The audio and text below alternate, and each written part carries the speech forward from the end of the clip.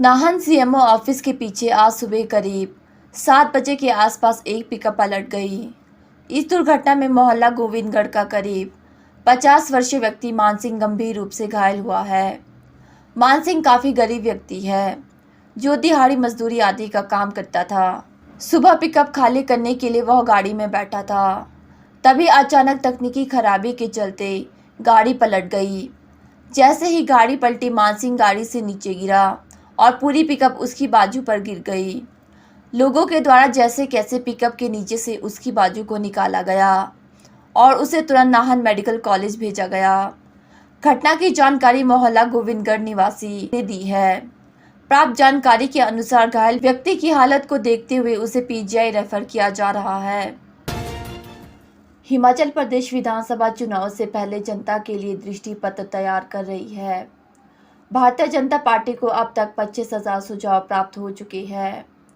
Himachal Bhajpa manifesto committee के अध्यक्ष professor Sikandar Kumar ने जानकारी देते हुए बताया कि भाजपा के एलईडी रथों से 20,000 जबकि पार्टी की ओर से तैयार किए गए ऑनलाइन पोर्टल में 5,000 सुझाव प्राप्त हुए हैं। इस तरह पार्टी को अब तक 25,000 सुझाव प्राप्त हुए हैं, जिनका विशेष ध्यान रखकर उन्हें पत्र में शामिल किया जाएगा। सिकंदर कुमार ने बताया कि आने वाले 7 दिन में भारतीय जनता पार्टी पत्र जारी करेगी। हिमाचल भाजपा मैनिफेस्टो कमेटी के अध्यक्ष प्रोफेसर सिकंदर कुमार ने कहा कि पार्टी को हर वर्ग से दृष्टि पत्र के लिए सुझाव प्राप्त हुए हैं। उन्होंने कहा कि पार्टी के दृष्टि पत्र में हर वर्ग का विशेष तौर पर ध्यान रखा जाएगा। इसमें किसान, बागवान, युवा, महिलाओं और कर्मचारियों के सुझाव प्राप्त हुए हैं। आने वाले 7 दिनों में पार्टी मुख्यमंत्री जयराम ठाकुर और हिमाचल भाजपा अध्यक्ष सुरेश कश्यप की मौजूदगी में दृष्टि पत्र जारी करेगी। आ रहे हैं सुझाव पत्र हमने देखे, चाहे किसान हो, महिला हो, बागवान हो, युवा हो, पूर्व सैनिक हो, अध्यापक, कर्मचारी, SC, ST, OBC, हर एक वर्ग, यूनिवर्सिटी के छात्रों ने, कॉलेज के छात्रों ने, स्कूल के छात्रों ने, बुजुर्गों ने, हर एक वर्ग ने जो है वो अपने अपने सुझाव जो है वो इन बॉक्स में ड्रॉप किए हैं। और जब हमने कंपाइल किया और कंपाइलेशन करते करते हमारा जो विजन डॉक्यूमेंट है भारतीय जनता पार्टी का आने वाले 2022 के चुनावों के लिए, वो तैयार हो रहा है। और अभी भी जो आगे सुझाव आएंगे उन सबको हम इनकॉर्पोरेट करते हुए ये जो भारतीय जनता पार्टी का दृष्टि पत्र चुनावों के लिए बन रहा है, ये हमारा तैयार होगा। आज इसके लिए ही हमने आपको बुलाया था कि जो विजन डॉक्यूमेंट हमारा बनेगा, मैंने पहले भी आपसे शेयर किया था कि वो आम आदमी की विजन से, आम आदमी की सहभागिता से ये तैयार होगा। तो मित्रों, कुछ ही दिनों में, इस हफ्ते में हम पूरे ये कंपाइल करके विजन डॉक्यूमेंट आपके सामने जो है वो हमारा पार्टी का जो शीर्ष नेतृत्व होगा। हिमाचल भाजपा ने अपने प्रत्याशियों की दूसरी सूची जारी कर दी है। दूसरी सूची में देहरा से रमेश धवाला, ज्वालामुखी से रविंदर सिंह रवि, कुल्लू से महेश्वर सिंह, बड़सर से माया शर्मा, हरोली से प्रोफेसर राजकुमार और रामपुर से युवा नेता कौल नेगी को मौका दिया गया। भारतीय जनता पार्टी की इन 6 सीटों पर माथापच्ची के बाद प्रत्याशियों के नाम जारी किए हैं। देहरा और ज्वालामुखी में उम्मीदवारों की अदला बदली की गई। साल 2017 के चुनाव में रमेश द्वारा ज्वालामुखी जबकि रविंदर नेगी रवि ने देहरा विधानसभा क्षेत्र से चुनाव लड़ा था। हिमाचल प्रदेश में विधानसभा चुनाव को लेकर कांग्रेस के टिकट का ऐलान करने के बाद बागपत के सुरमुखर होने लगे हैं। चौपाल के बाद अब चंबा के वरिष्ठ नेता और पूर्व विधायक सुरेंद्र भारद्वाज ने मोर्चा खोल दिया है और कांग्रेस आलाकमान को जल्द टिकट बदलने का अल्टीमेटम दिया है। और यदि कांग्रेस टिकट नहीं बदलती है तो उन्होंने पार्टी छोड़ आज़ाद उम्मीदवार चुनाव लड़ने की चेतावनी दे दी है। शिमला में पत्रकार वार्ता कर पूर्व विधायक सुरेंद्र भारद्वाज ने कहा कि उन्होंने पूरा जीवन कांग्रेस पार्टी के लिए लगा दिया, लेकिन कांग्रेस पार्टी ने उन्हें नज़रअंदाज किया है। कांग्रेस के 1.5 महीने पार्टी में शामिल हुए व्यक्ति को टिकट दे दी गई, जबकि वे 20 सालों से पार्टी के लिए काम कर रहे हैं। देखिए, मैं समझता हूँ कि मैंने पार्टी की बहुत सेवा की। 2003 से 12 तक मैं विधायक रहा। मैंने हर वर्ग के लोगों की और इलाकों की बहुत सेवा की, बहुत डेवलपमेंट के मैंने काम किए। उसके बाद मैं 10 साल नहीं रहा, कारण कई भी हो सकते हैं इलेक्शन में, परंतु मैंने भी अभी अप्लाई किया था 2022 में, परंतु मैंने जो अप्लाई किया उसका इन्होंने गौर बहुत कम की। और एक नए आदमी को जो अभी तक 1.5 महीने का हुआ है, 1.5 महीने की उसकी मेंबरशिप है, और हमने सारी जीवन जो है कांग्रेस पार्टी के लिए लगाया है, और कांग्रेस पार्टी को मैंने जिंदा रखा है कुरान। इसके बावजूद भी मेरा जो क्लेम था इन्होंने नहीं माना। रीजन इनको क्या लगाया है, ये इल्ज़ाम भी मेरे ऊपर कोई नहीं। मैंने इतने साल राजनीतिक कैरियर मेरा बड़ा साफ सुथरा रहा है, जिसमें कोई भी दाग नहीं लगा सका।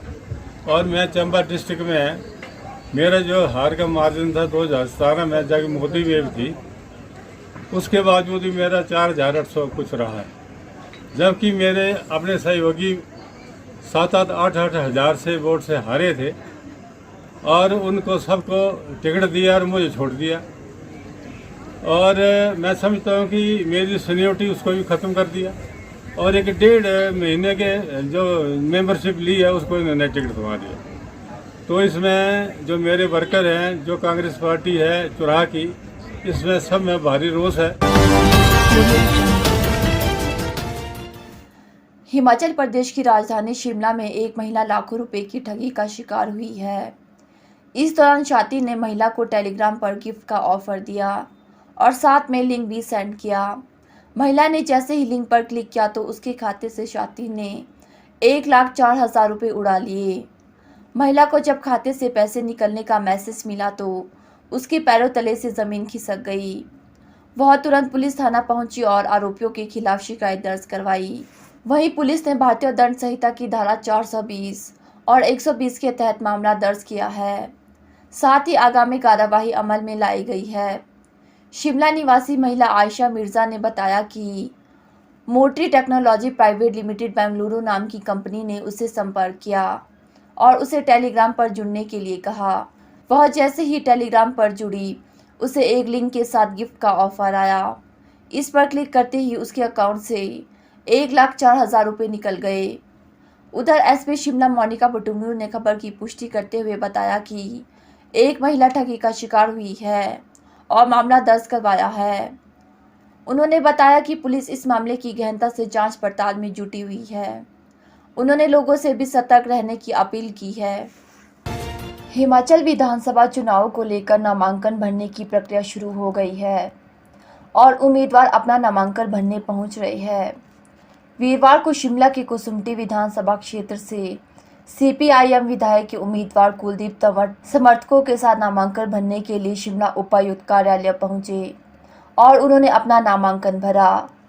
इस मौके पर उन्होंने कुसुम्पटी क्षेत्र में सड़क, स्वास्थ्य और शिक्षा की स्थिति सुधारने की बात कही। उन्होंने कहा कि विधानसभा क्षेत्र कुसुम्पटी चिराग तले अंधेरा है। यह विधानसभा राजधानी शिमला के साथ लगती है, लेकिन हैरानी की बात है कि इस क्षेत्र में जहां स्कूलों में शिक्षक नहीं है, वहीं स्वास्थ्य सेवाएं बदहाल है। टेस्ट की सुविधा तक इस क्षेत्र के लोगों को नहीं मिल रही। सड़कों की हालत खराब है। कई सड़कें बनाई गई है, लेकिन उसकी अनुमति नहीं मिली गई। विधानसभा के अंदर ऐसा लगता है कि हिमाचल प्रदेश में जो आम मेहनतकश जनता है, उन्होंने एक मूड बनाया है कि इस बार इसमें एक बड़ा भारी परिवर्तन आने जा रहा है।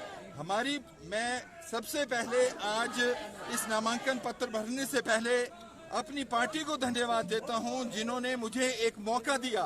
जो इस क्षेत्र के बुजुर्ग थे, नौजवान थे, महिलाएं थी, मेहनतकश, जो हमारे पशुपालक हैं, किसान हैं, और विशेष रूप से इस क्षेत्र में बहुत कर्मचारी हैं जिनका ओपीएस का मुद्दा है, हमारे आउटसोर्स वर्कर हैं, कॉन्ट्रैक्ट वर्कर हैं, स्कीम वर्कर हैं, उनके कई किस्म के मुद्दे हैं। और वो आवाम हमारे यहाँ 14 जो म्यूनिसिपल कॉर्पोरेशन वार्ड है उसमें बसते हैं, उनकी जो आवाज है 13वीं विधानसभा में साथी राकेश सिंह अकेले से उठाते आए हैं।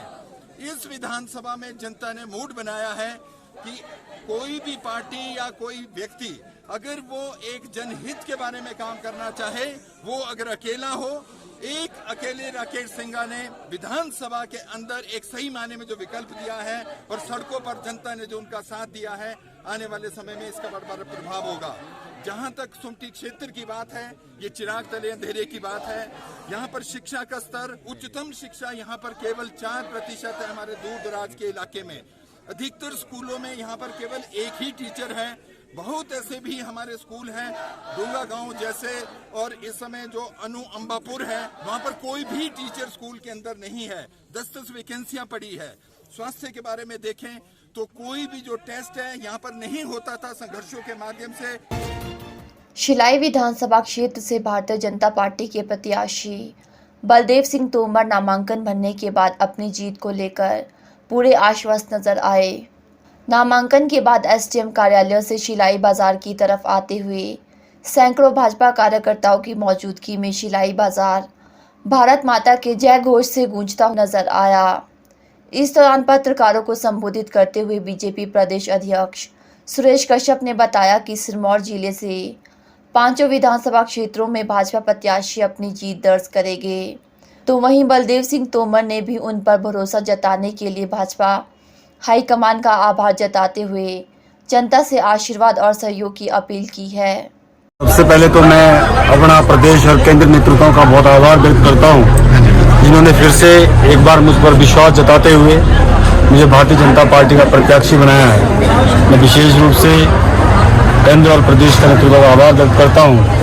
और आज हमने नॉमिनेशन आदरणीय अध्यक्ष जी की, हमारे प्रदेश अध्यक्ष जी और हमारे जिलाध्यक्ष जी, इनके साथ मिलकर जो है आज हम लोगों ने नामांकन दाखिल किया है। और निश्चित रूप से भारतीय जनता पार्टी इस बार शिलाई विधानसभा से भारी मतों से विजयी होगी, क्योंकि जिस प्रकार से 5 वर्ष के अंदर शिलाई विधानसभा में अभूतपूर्व विकास के कार्य हुए हैं, तो किसी से छुपे हुए नहीं। चाहे हमारा सबसे बड़ा मुद्दा गिरिपार को जनजातीय करने का है, चाहे हमारे क्षेत्र में डिवीजन खोलने का मुद्दा है, एसडीएम कार्यालय खोलने का मुद्दा था, ब्लॉक खोलने के मुद्दे थे, सड़कों का निर्माण था, वो सभी की सभी जो आवश्यकताएं हमारे विधानसभा के अंदर से पिछले 60 वर्षों से जिसके लिए हम लोग तरस रहे थे, वो पूरी हुई है। इसलिए शिलाई की जनता इस बार हमारा प्रदेश नेतृत्व और केंद्र नेतृत्व का, विशेषकर जो हमारा जनजातीय क्षेत्र हुआ है, उसका ऋण इस बार शिलाई की जनता ब्याज सहित उतारेगी।